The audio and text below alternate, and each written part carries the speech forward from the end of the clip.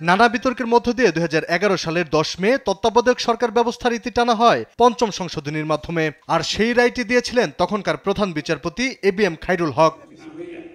তবে 5 আগস্ট শেখ হাসিনা সরকারের পতনের পর তত্ত্বাবধায়ক ফেরাতে রিভিউ চায় সুজন সম্পাদক বদিউল আলম মজুমদার সহ 5 বিশিষ্ট নাগরিক। মঙ্গলবার 10ম দিনের শুনানি শেষে এ মামলার রায়ের জন্য 20 নভেম্বর দিন নির্ধারণ করেন প্রধান বিচারপতির নেতৃত্বাধীন আপিল বিভাগ।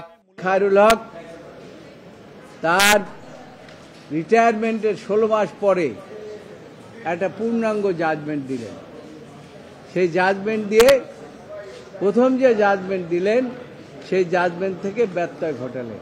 আমরা প্রত্যাশা করি যে 1984 সালে তত্ত্বাবধায়ক সরকারের কনসেপ্ট নিয়ে যে যাত্রা শুরু হয়েছিল অনেক চড়াই উতরাই পেরিয়ে এখন আবার সকলের কাছে মনে হচ্ছে এই তত্ত্বাবধায়ক সরকার ব্যবস্থাই আমাদের গণতন্ত্রের জন্য সবচাইতে গ্রহণযোগ্য মাধ্যম। এ মামলায় সব পক্ষই সর্বোচ্চ আদালতে আবেদন জানায় ফেব্রুয়ারি নির্বাচন অন্তর্বর্তী সরকারের অধীনে করার। রাষ্ট্রের সর্বোচ্চ আইন কর্মকর্তা বলেন, বাংলাদেশের প্রেক্ষিতে এটি প্রমাণিত তত্ত্বাবধায়ক সরকার আমলে অনুষ্ঠিত নির্বাচন বৈধ, নির্বাচিত সরকারের অধীনে নির্বাচন হলে দেশের নানা অরাজকতা নেমে আসে। মোদ্দা কথা, আপনি কোন সিস্টেম সেটা ইম্পর্টেন্ট না, ইম্পর্টেন্ট হলো মানুষের ভোটাধিকার নিশ্চিত করা।